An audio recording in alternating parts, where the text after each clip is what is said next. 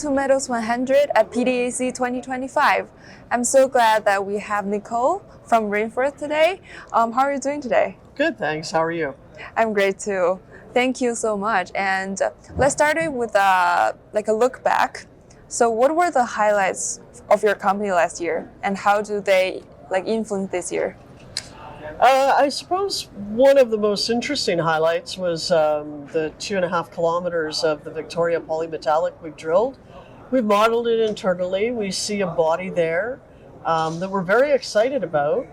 Lots of room left to go because it's a 20-kilometer structure, but we'll actually be working this year to put a maiden resource in place. And that'll be Quebec's newest nickel, zinc, copper polymetallic with spectacular infrastructure.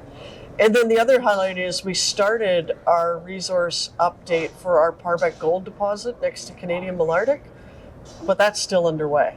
So it started last year. That was exciting. Yeah, that's exciting. So how is your company gonna advancing the Parbec gold deposit following the updated resource model? So we should have the updated resource number out at the end of this month. So stay tuned for that.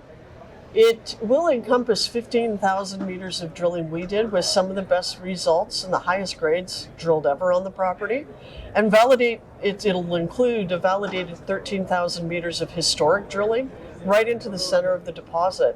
So it should be a transformative update. Once that's received, we will be pursuing a sustainable mining solution for Parbec to create cash flow that we could then spend at our Victoria polymetallic. Currently, we're testing Parbec material with TOMRA in Germany to see if we can sort it and raise the grade and reduce the mass. It's expected it'll work because the gold's associated with sulfide. Very simple. And we also discovered, just not too long ago, we rediscovered that we have other metals at Parbec. We have copper. So Parbec got a little bit more exciting last month. So we'll be pursuing that with more testing of Parbec material to get a better handle on the critical minerals that are occurring with the gold.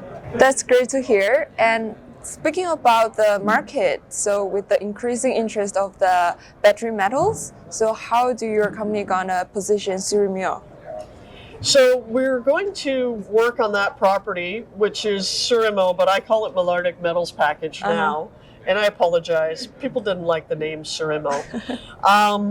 It's nickel and zinc, and it's fascinating because, as I told you, there's a 20-kilometer structure. We drilled 2.5 kilometers. There's a second bigger structure. There's 2 showings, and there's a giant, for lack of a technical word, blob of the same material between Victoria and Lalonde. That's a phenomenal amount of material. We know we can sort it and increase the grade.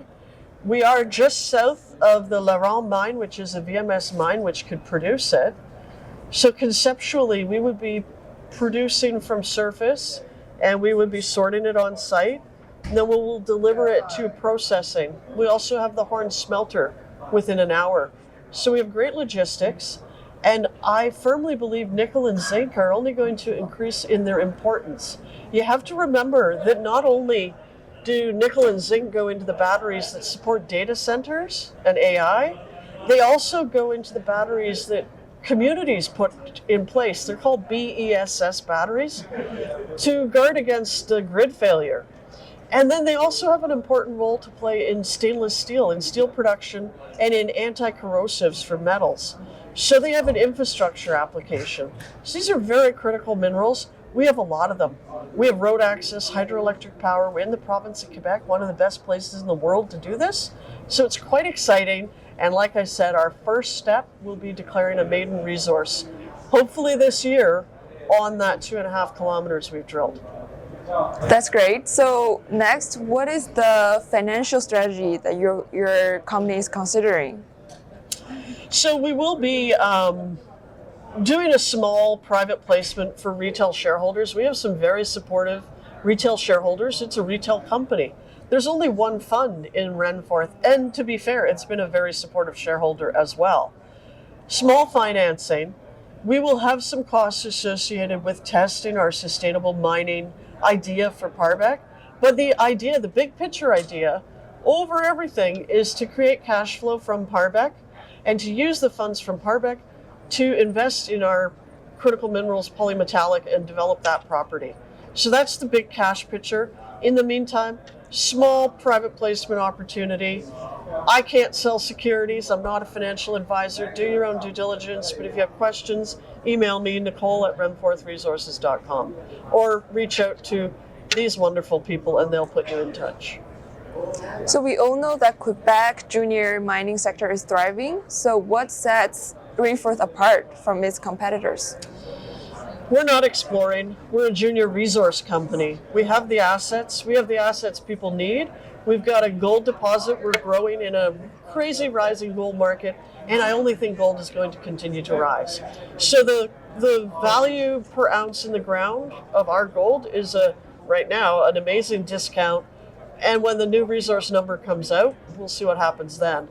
The other thing that sets us apart is we've discovered a critical minerals polymetallic in a place that was largely unexplored because it's right beside the Cadillac Break and some of the best gold mines in the country. They weren't looking for the industrial or the critical minerals. We've got them. It's a 300 square kilometer property with a ridiculously large amount of this material. And we're nearby a smelter. There's only a few in this country. There's 13 in Canada to be exact. There's the Horn smelter nearby, and Glencore owns zinc smelters in Quebec that are a couple hours away. So we're incredibly well positioned to deliver those metals to market as well. That sets us apart. We've got the goods. Great. So about the valuation, do you think your stock price accurately reflects your potential? Absolutely not. And I'm not alone in that. The entire junior resource, junior exploration, junior mining, there's been no funding, no money in exploration for easily a decade now. The end of the last cycle, one of the things that happened at the top of the last cycle, which arguably was in the late 2008, 9, 10, 11, the majors were told to cut their costs because their costs were ridiculous. So they cut the easy thing, they cut exploration spending.